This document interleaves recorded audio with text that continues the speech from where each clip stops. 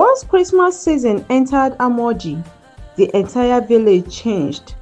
Dusty roads were swept clean, palm wine flowed like water, drums echoed from one compound to another. But beyond celebrations, every young girl knew one thing: Christmas is marriage season. It was the time when abroad-based men returned, and when abroad-based men returned, hope returned with them.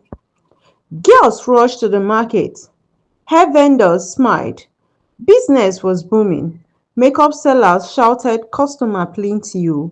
Even girls that normally didn't care about bathing made sure they were clean.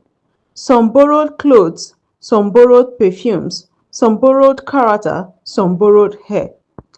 Girls with bad attitudes suddenly became gentle. Disrespectful girls suddenly greeted elders. Why? Because London was coming home. Because Germany was landing. Because Italy was driving into the village square. Among these girls was Chidimma. Chidimma was beautiful, fair skin, nice shape, walking like someone that knew she was too beautiful. But Chidimma had a problem. She respected nobody. Not her parents, not elders, not even herself. Her mother advised her countless times. "My daughter," she said, "humility brings honor." But Chidimma would laugh. Any man that came to propose marriage, she would insult him. "This man is not my spec." She felt she was too beautiful for Amoji's men. Her friends were Uju and Adaku, and truly, birds of the same feather flocked together. They shared the same dream. They always say, "One abroad man must marry us this Christmas." Every morning during Christmas season, Chidimma would wake up early, not to cook, not to fetch water, not to help her mother. She would bath, apply cream, fix her makeup, wear a fine dress, and head straight to the village square. Her mother would sigh, "This girl will not hear word." One day, her mother held her hand and said, "Not every man that comes back has good intentions. Some only come to satisfy their selfish desire." Chidimma put her hand away. "Mama, relax. When I marry Odogu, this poverty will end." Then one afternoon, a black Benz drove into the village square. People gathered. Two men stepped out, well-dressed, wristwatch shining, perfume heavy. Their names were Obinna and Mike, London boys. But inside their hearts, they carried deceit. The two friends had agreed that they would promise them marriage, enjoy themselves, then travel back. They didn't come for wives, they came for fun. Obinna's eyes landed on Chidimma. He smiled and called her. "Hello, pretty." Chidimma turned and answered, "Yes." And he said, "I just came back from London to look for a wife, and you are exactly my kind." Her heart beat fast. Contact was exchanged. At the same time, Mike was already sweet-talking Adaku. The net had caught a fish. From that very evening, Chidimma's phone no longer rested. Every night, her phone rings. "My wife, have you eaten?" Obina's voice was smooth like honey. Chidimma would smile and pace around the room. "I have eaten, my husband." Even before marriage, she had already crowned herself. Obinna called every morning, every afternoon, and every night. Sweet words flowed freely. "I will take you to London. You will not suffer again. I don't like village girls, but you are different."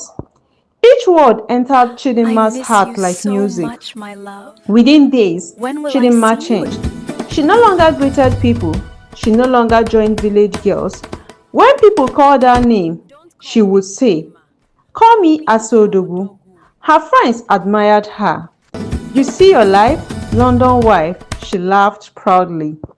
One early morning, as Chidimma was dressing up again, her father asked, "Where are you going so early?" She smiled proudly and said, "Papa, my husband from London is coming to see you." Her father's heart leaped. Mr. Okonkwo called neighbors. My daughter is getting married to an abroad man. Only her mother remained quiet.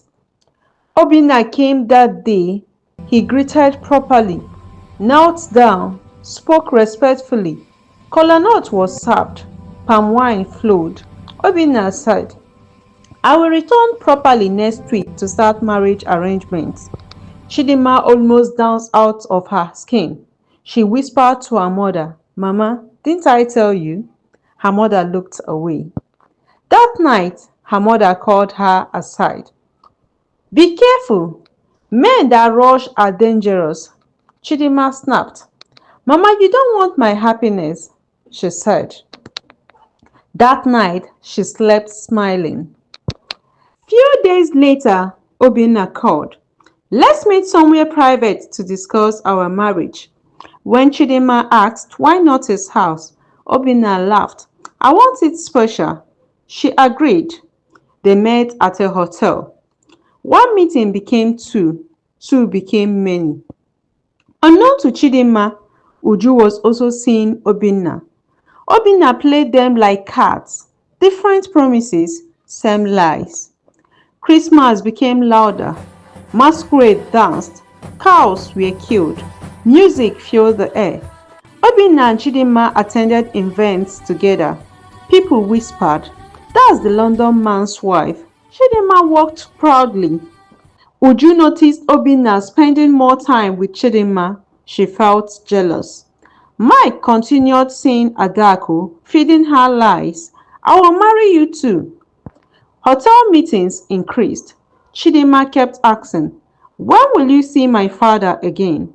Obinna always smiled and said, Soon, but soon never came. By day, Obinna was a responsible husband-to-be. By night, a deceiver. And Chidimma, she believed everything. On Christmas night, fireworks filled the sky.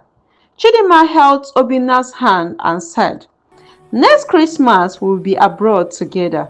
Obinna smiled, but inside his heart, he already planned his departure. After Christmas Day, Amoji Village was still bustling. Visitors were still around. Music still played. Food was still plenty. But beneath the joy, trouble was already growing. Chidimma's happiness knew no bounds. She had completely handed her heart to Obinna.